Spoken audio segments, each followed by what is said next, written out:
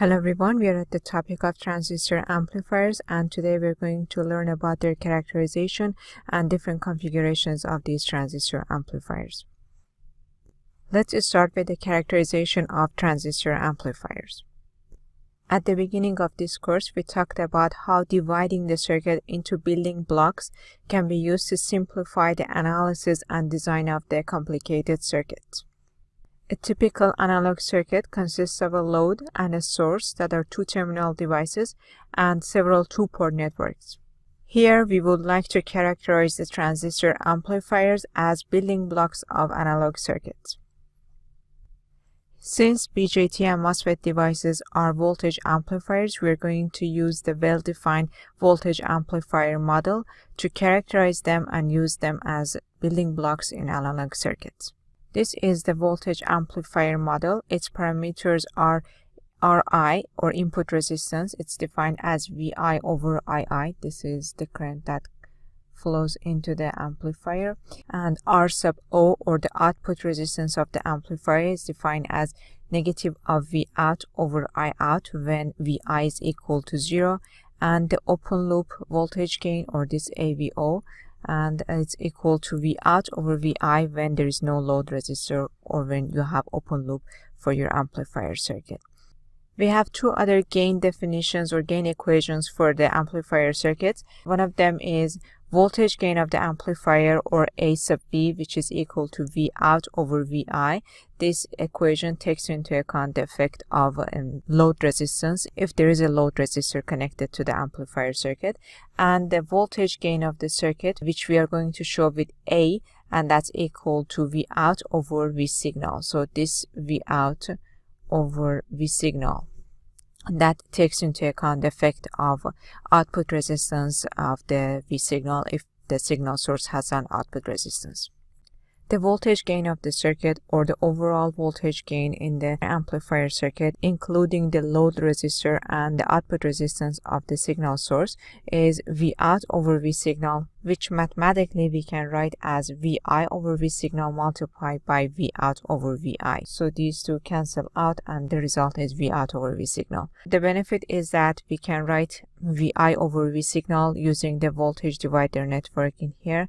We can write it as Ri divided by Ri plus R signal, and we know that V out over Vi is equal to A sub V, or the voltage gain of the amplifier itself.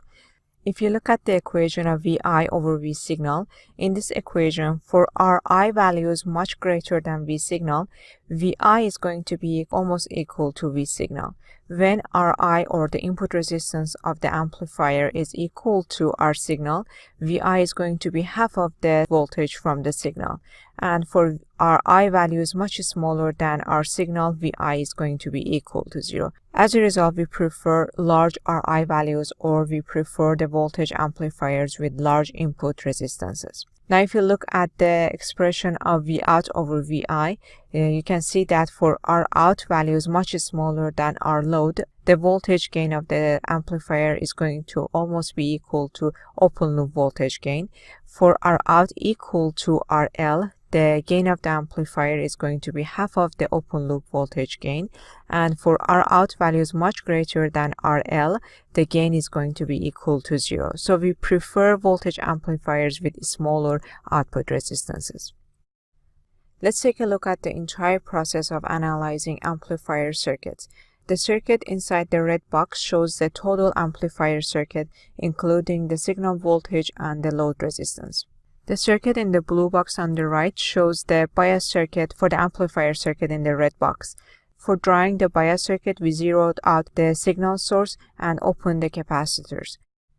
The circuit in the blue box on the left is the signal equivalent circuit for the total amplifier circuit.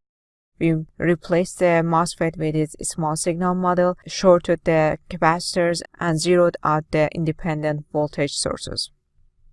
Because the parameters of the small signal circuit depend on the DC values of the entire amplifier circuit, we need to solve the bias circuit first, calculate ID and VDS values, and from there we can find the value of GM and R sub O in the signal equivalent circuit. If I characterize my MOSFET amplifier by finding its output resistance, input resistance, and open loop voltage gain, then I can take this entire circuit and replace it with the elements inside this box that are input resistance, output resistance of the amplifier, and the open loop voltage gain of the amplifier. That way, for different load resistance values or different signal sources with different output resistances, I don't need to solve the amplifier circuit on the left several times. After characterizing it, I know everything about my amplifier circuit, and I can solve this circuit instead for different RL values or different R signal values. This is going to simplify the calculations, especially if you have more than one stage BJT or MOSFET amplifiers. Here is an example of how the characterization of amplifiers can be used in solving multiple stage amplifiers or cascade of amplifiers. In this circuit, we have two stage amplifiers. That means there are two MOSFET amplifiers that are connected in series. So you have stage 1 and you have the second stage here. Our load is connected to the output of the second stage, and V signal with its output resistance are connected to the input of the first stage. If we characterize the amplifier in each stage by replacing it with its voltage amplifier model, that means finding R sub I1, R sub O1, and AVO of 1 and VI1, and this is VI1. Then the second one, for the second one, we have RI sub 2, A sub VO2 and VI2, and we have VO2, and this is VI2. Then finding the overall gain of this amplifier circuit is going to be much simpler than solving the top circuit and finding V out over V signal. So this box, the second box, belongs to the amplifier parameters of the second stage. So this entire circuit, the first box, this one, belongs to the amplifier parameters of the amplifier circuit in the first stage. So this R sub I, for example, this is this R in, this R sub O, this is this RO1, and so on and so forth.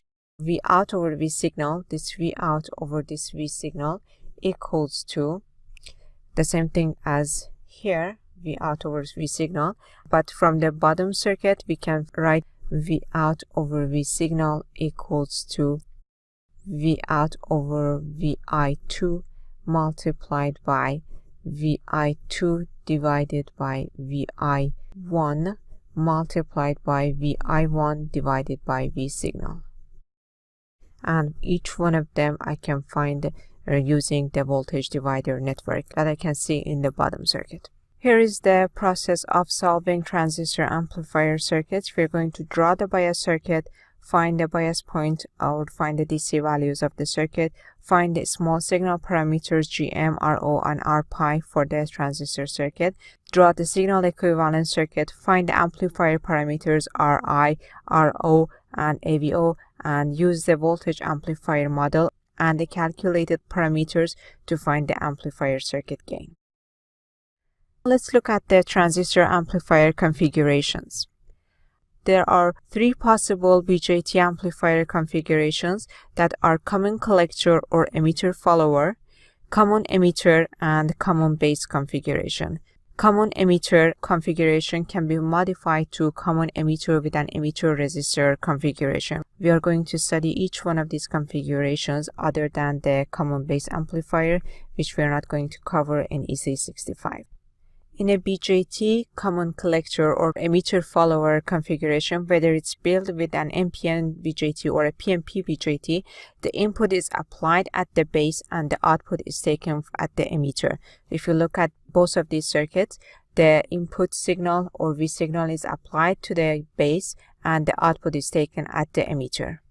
So this is V out here, V out taken from the emitter, and the input is applied to the base of the transistor. Here are some examples of common collector or emitter follower BJT amplifier circuits.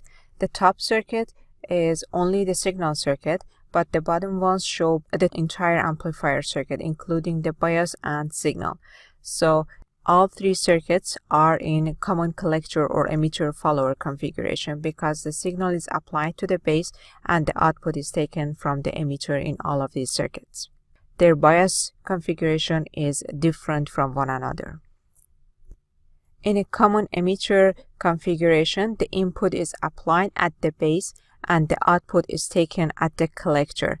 If you look at these two circuits, the input is applied to the base of the BJT and the output is taken from the collector node of the amplifier.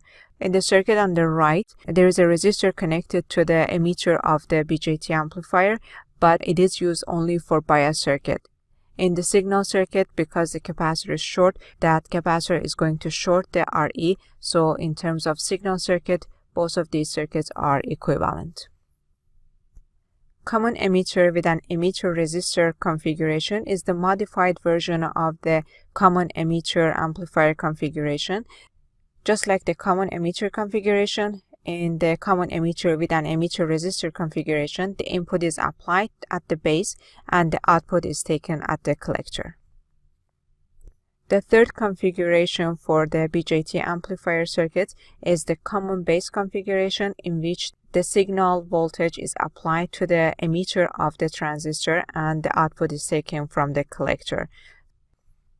For the MOSFET-based amplifiers, there are three configurations: common drain or source follower, common source, and common gate. There's also a modified version of the common source configuration, that is common source with the source resistor. Let's see how they look like. In the common drain or source follower configuration, the input is applied at the gate and the output is taken at the source. Just like BJT transistors, we can build this configuration with NMOS transistors or PMOS transistors. We can build all of these MOSFET amplifier configurations with NMOS transistors or PMOS transistors. The same goes for the BJT transistors. Here are some circuit examples that are in common drain or source follower configurations. The circuit on the top is only the signal circuit. In other words, the bias components are removed from the circuit. The bottom ones are the total amplifier circuits that contain both the bias and the signal components, and the difference between them is the bias configuration. All of them are in common drain configuration because the signal is applied to the gate and the output is taken from the source in each one of these amplifier circuits. This is a PMOS based amplifier, this is NMOS based, and this is an NMOS amplifier circuit. In the common source configuration, the input is applied at the gate, but the output is taken from the drain. In both of these circuits, the input or V signal is applied at the gate and the output is taken from the drain through this capacitor. In the circuit on the right, a source resistor is used for the purpose of the biasing, but because there is a capacitor in parallel with that resistor, in the circuit analysis, we're going to replace that capacitor with the short circuit. So in the signal circuit, RS is going to be shorted. As a result, these two circuits are similar in terms of their signal circuits. The modified version of the common source configuration is the common source with a source resistor configuration. In this configuration, the input is applied to the gate and the output is taken at the drain, just like the common source configuration. But there is a source resistor connected to the source of the amplifier and it is not bypassed by the capacitor, so RS is going to be present in the signal circuit. The last configuration for the MOS amplifier is the common gate configuration, in which the input signal is applied at the source and the output is taken at the drain. In summary, in today's lecture, we learned how to characterize BJT and MOSFET amplifiers, and we learned about different configurations of MOSFET and BJT amplifiers. In the upcoming lectures, we are going to learn about how to find RI, RO, and AVO for each one of these configurations, and how to find the response of these amplifier circuits for different R load values and signal sources with different R signal values.